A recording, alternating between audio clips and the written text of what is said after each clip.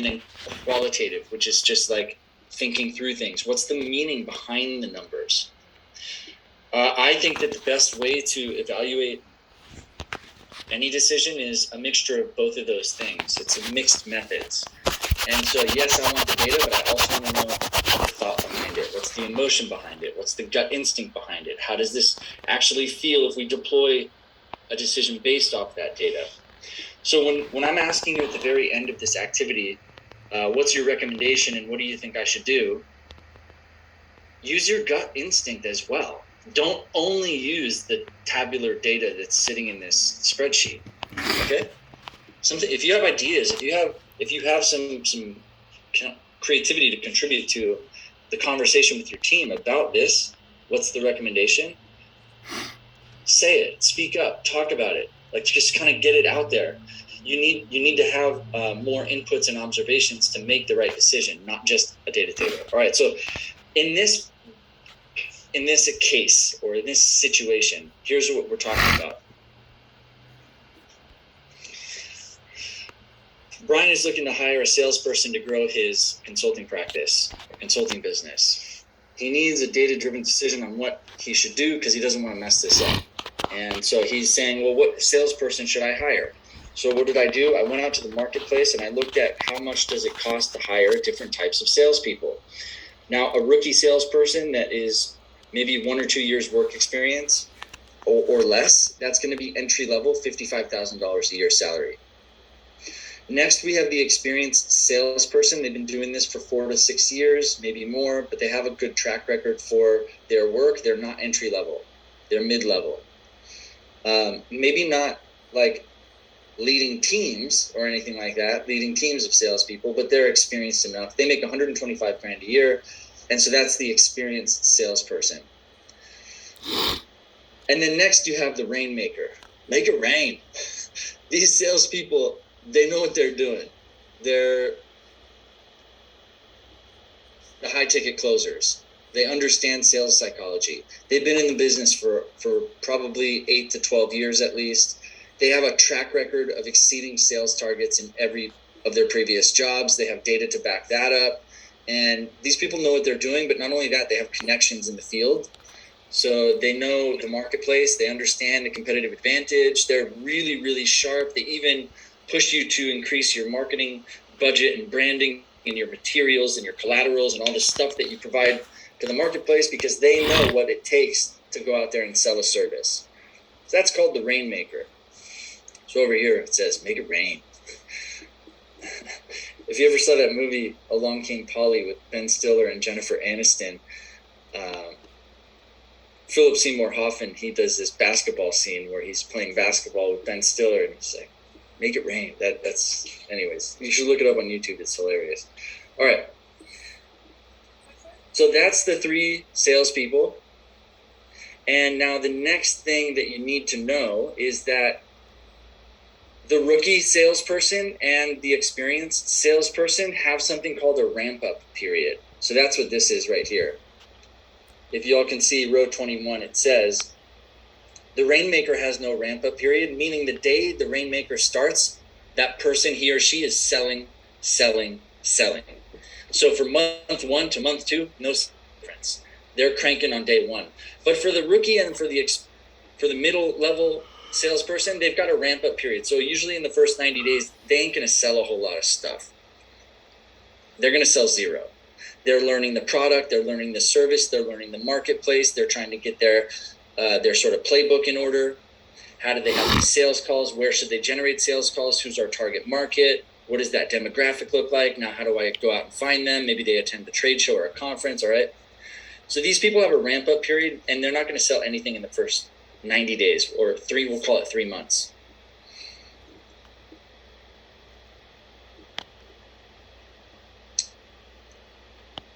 Another thing is that year to year, salespeople get better at their jobs. So they can, all 3 of these people would increase their sales by 12% per year.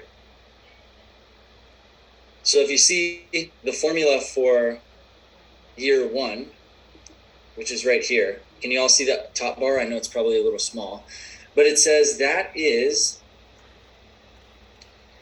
their monthly projected sales times 12, because that gives us an annual amount. So if you predict they can sell at least this much a month, times 12 would be their annual amount. But remember, the ramp up period is 90 days or 3 months. So in year one, they're only getting 9 months worth of sales, not 12. It's because of the ramp up period. So you'll see I subtracted that. So it's times 12, but then minus the 3. Or you could have just multiplied it by 9. Would have been a simpler formula. Are we tracking so far? Okay. I also said that the mid-level salesperson, this one, also had a ramp-up period. So same thing there is I'm subtracting 3 months of year one, but not for year two. Not for year two. For year two, they get their full 12 months plus 12% increase because they're getting better at their job. Same thing for year two here.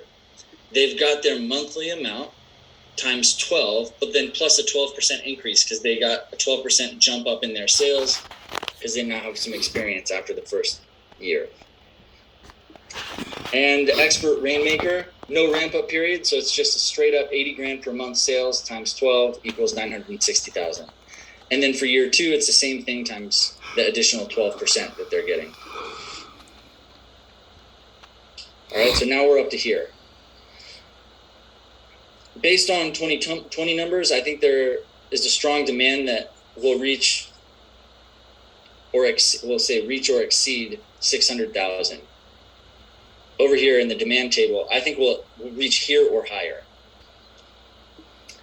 Now, here's the problem. That rainmaker, if they're going to make 325 grand a year, that's a lot of money. And the sales will catch up to them quickly, but I'll need at least a $50,000 loan from the bank in order to afford that person in their first month and a half. So I'm going to take if you do choose the rainmaker, it's going to cost me a $50,000 loan at a 12% interest. So over here, if you decided on the rainmaker, you have to account for that. So what do? You subtract the rainmaker's salary, and then you also subtract that loan, $50,000 times 1.12 or 112%.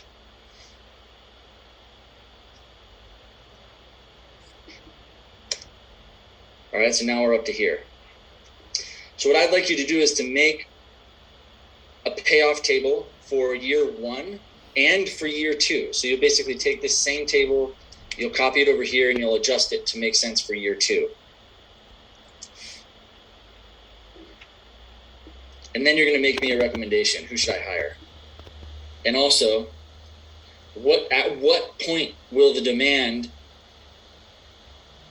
have a max payout for the rainmaker? So if I do hire the rainmaker, this means max. You see here, 334. So what does that say? Is that at 800,000, the rainmaker's max payout is reached. So that would be the answer for year one. In year one, the demand of 800,000 would be where the rainmaker reaches a max payout of 334,000. There's your answer for that question. So I want your recommendation on who I should hire. And then the other point that I want you to consider is this question is, should I try to drive demand higher with some branding and marketing strategy or no? And if so, how much should I spend on that? Because if I do generate higher demand, what happens? Does it make sense? So if I think demand is going to be 600,000, but the max payout is out 800,000, the difference between this number and this number is pretty substantial. What is that, $115,000? So how much do you think I should invest in order to reach the max payout for the rainmaker? That's the question. And what's your answer? It should be basically anything under $115,000, because that's the disparity between this and this. But now I wouldn't want to spend all of that, $115,000. I just want to send a piece of it. So if I deploy $50,000 in marketing and branding, then I'm left over with like 65 grand in extra because I now reached that max payout with the Rainmaker.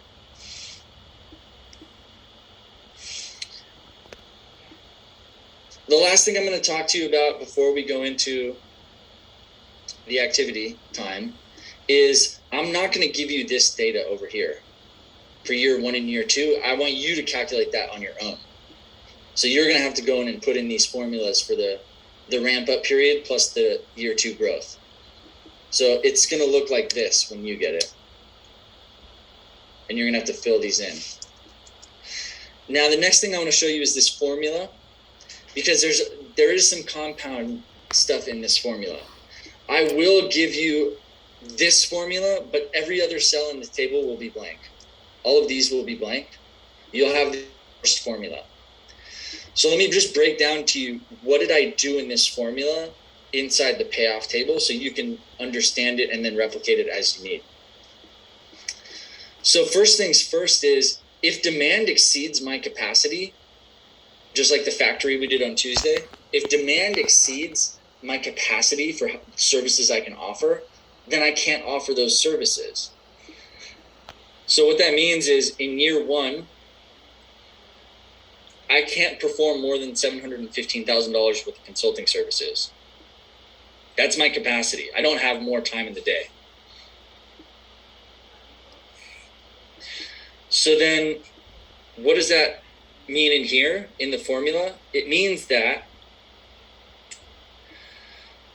I have to take the minimum between demand and capacity. What's the lower number? And then I have to take the minimum between how much the person can sell. So let me just write this out for you. So we can't exceed capacity. So first things first is what's the minimum between demand and capacity?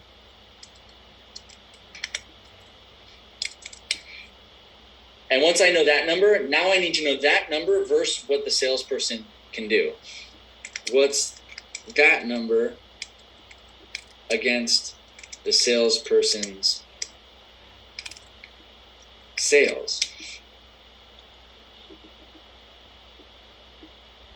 Does that make sense? I can't sell more than I can deliver, so I have to take capacity into account. But then, in order to get my actual dollar amount, now I need to place that against how much can they actually sell, which is these sales numbers. So you'll see that the minimum formula way up here, first the minimum formula is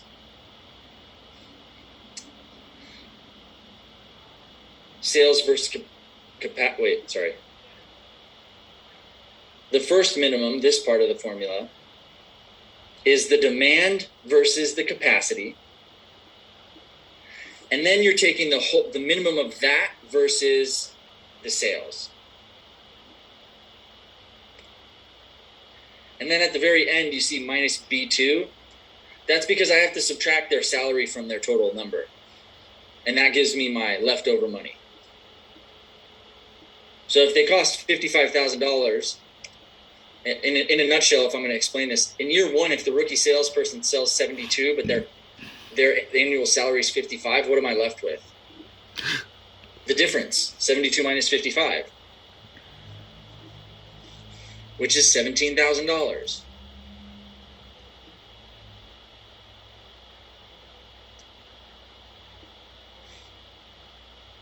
And no matter what happens with the rookie, they're never going to be able to sell more than 17,000 net in year 1. Now you see in year 2, they get that kick up. They get the 12% increase, plus now they don't have a ramp up period.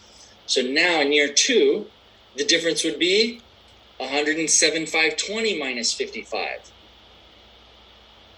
So if you were gonna make year 2 over here,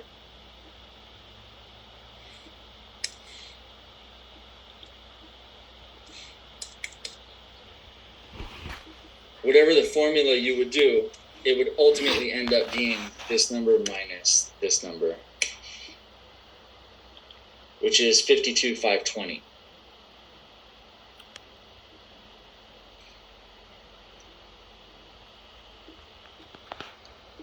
All right.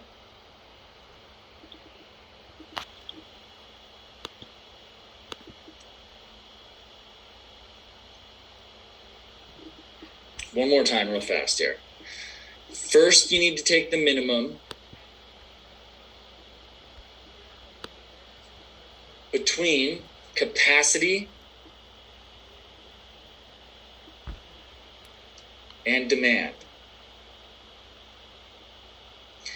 And whatever that minimum is, now you need to know what's lower between the total sales and that. So that's this formula.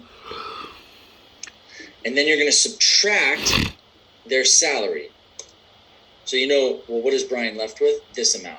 If I hire the rookie salesperson, I'm left with about a net revenue of $17,000 for that employee. So should I hire 15 rookie salespeople or one rainmaker? That would be another question. We're not gonna get into that. But every time I hire a rookie salesperson, I'm gonna make about $17K from that person in a year. That's that person's ROI. This is exactly how businesses determine who they're going to hire.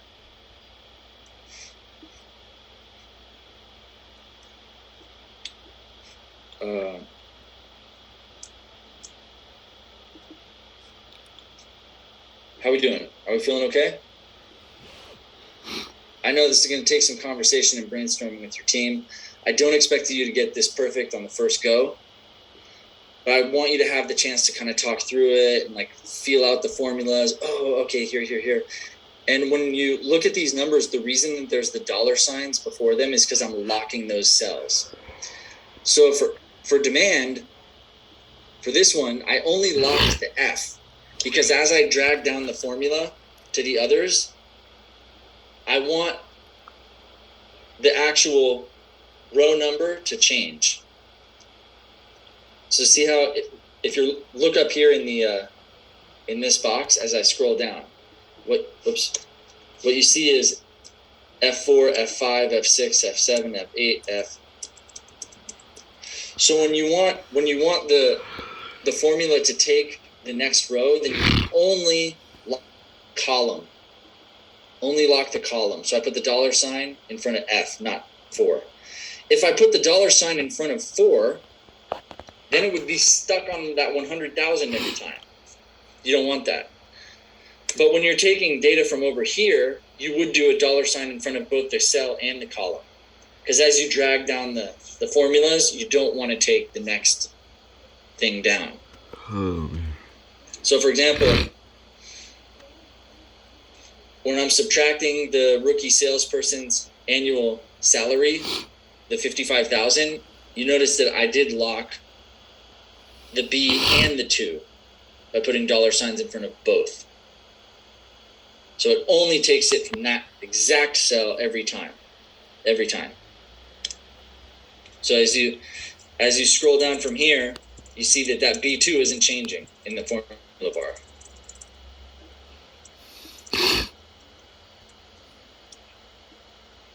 All right.